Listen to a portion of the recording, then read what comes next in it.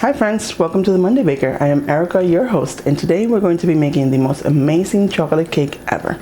Stay tuned.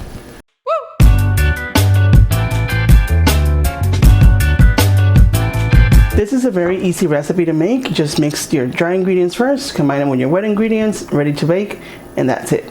Very, very simple steps. All you need to do is make sure that you have all of your ingredients preset and that all of your liquid ingredients like the milk, sour cream, and eggs are up to room temperature. Let's get started. In a large bowl, you're going to start to combine all the dry ingredients. 1.5 cups of granulated sugar, 1.5 cups of packed brown sugar, 1 3/4 cups of cocoa powder. I like to mix dark cocoa powder with regular cocoa powder. Gives it additional flavor. 2.5 cups of all-purpose flour, 1.5 teaspoons of baking powder, 3 teaspoons of baking soda,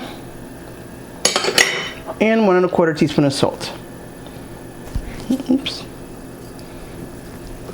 Once your dry ingredients are in the bowl, give it a quick whisk to make sure that everything is well combined. Now that all the dry ingredients are combined, we're going to go ahead and start with the wet ingredients. You have 1.5 cups of whole milk. I have done this recipe with coconut milk and it tastes absolutely delicious too. 3/4 cups of vegetable oil, 1/3 cup of sour cream, full fat sour cream,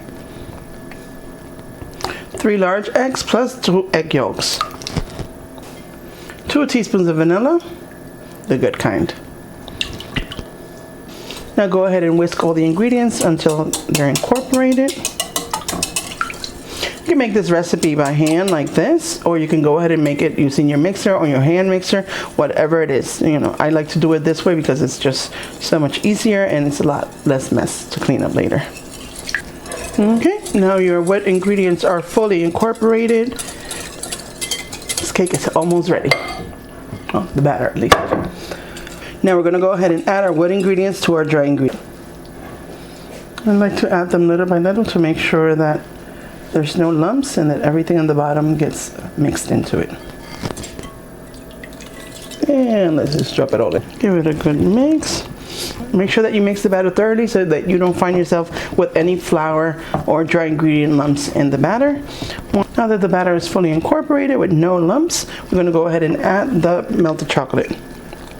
You will find the full recipe in the description or in my blog at mondaybaker.com.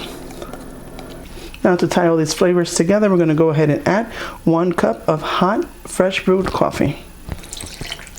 Something about coffee and chocolate that just brings all the flavor out and makes it taste so much better.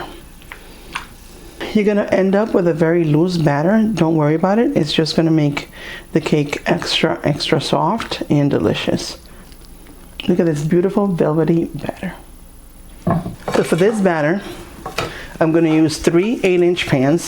Those are 8x2 pans. They've already been greased and lined with a parchment paper. That just makes for an easier cake release at the end.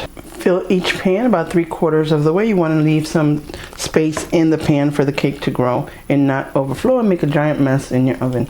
Nobody likes to be cleaning ovens before the cake is ready.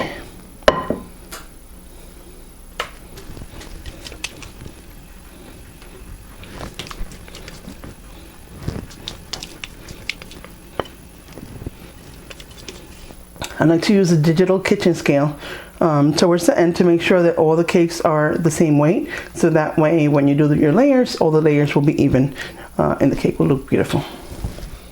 Okay, so now our cakes are completely done and we're going to get ready to pop them in the oven at 350 degrees for about 25 to 30 minutes. So now that the cakes are in the oven, we're going to go ahead and make our ganache. Ganache is a simple glaze made out of 2 ingredients, heavy cream and chocolate. For this recipe, we're going to use equal parts of chocolate and cream. We're going to start by pouring our cream into a saucepan and heating it up until it's simmering. We're going to place the chocolate in a large bowl and then we're going to just add the simmering milk to it. We're going to let it rest for a couple of minutes and then we're going to go ahead and whip it from the center out until we achieve a nice glossy ganache. once the chocolate has completely melted, we're going to place the ganache in the fridge for about an hour so that it hardens up a little bit, and then it'll be easier to whip. I just took my ganache out of the refrigerator, and this is the consistency that I'm looking for right before we go ahead and whip it. And just like that, our ganache is ready to go. Now let's get our cakes out of the oven. We're going to let the cakes sit at room temperature for a couple of minutes before transferring to a wire rack to get them completely cool. For this cake, we're going to go ahead and frost it directly on the cake stand. I'll show you how it's done.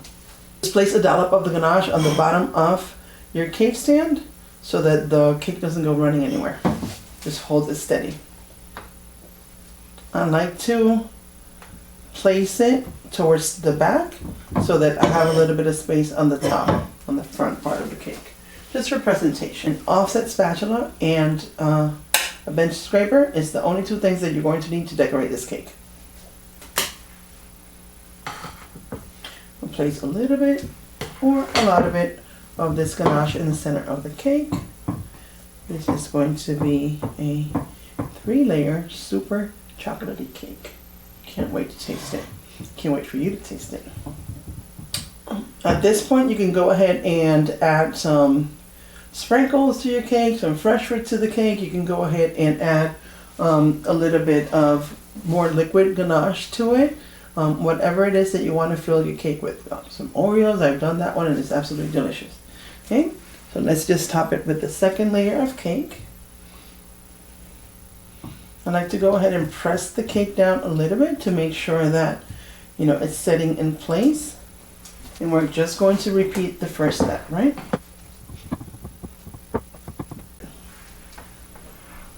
And now to the last layer. I like to do this one so I can get a nice square cake. Now to cover the whole cake, I like to start from the top and then the sides. Make sure that you're applying enough ganache at the top. Oops. Whoopsie. And then we're going to go ahead and spread it little by little. The top, side to side, side to side, until the whole surface is covered. Once you have the top all set, we're going to go ahead and crumb the sides of the cake.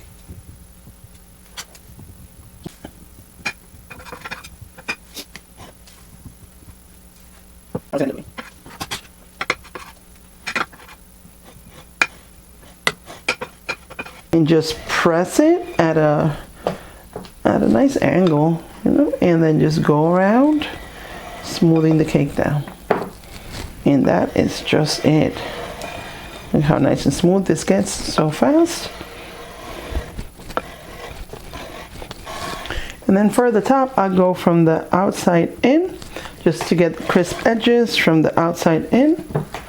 Again, from the outside in, and the outside in. And just go all around it. If you have any areas that you want to add some more ganache to it, just go ahead and do it. Our cake is finished, friends. We can go ahead and serve it just as is, or we can go ahead and bring it up a notch and add some decorations to it. Since we're so close to Valentine's and my friends love raspberries, we're going to go ahead and top it with some delicious fresh raspberries. I don't like to cover the whole cake with the berries. I just like to do like a little half moon design or quarter moon design to the top of the cake, just to add some brightness and a little tartness to all this richness, right? It just ties it up all so well. Just like a professional bakery would sell the cake to you. Just add a couple of touches of raspberries and you are good to go. Here you go. 3 layers of delicious chocolate cake covered and filled with chocolate ganache. Finish with some fresh raspberries for an extra touch.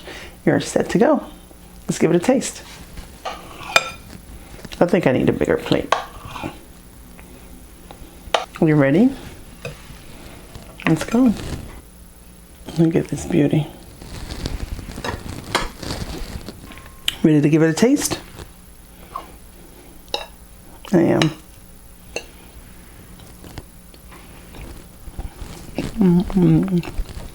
Super rich, velvety, moist, absolutely delicious. The ganache is so smooth and just a delicious cake. Hope you love it. Thank you so much for joining me today. If you'd like to see more recipes just like this delicious cake, don't forget to hit the subscribe button, drop a comment, and let me know which recipe you'd like to try next. See you next Monday.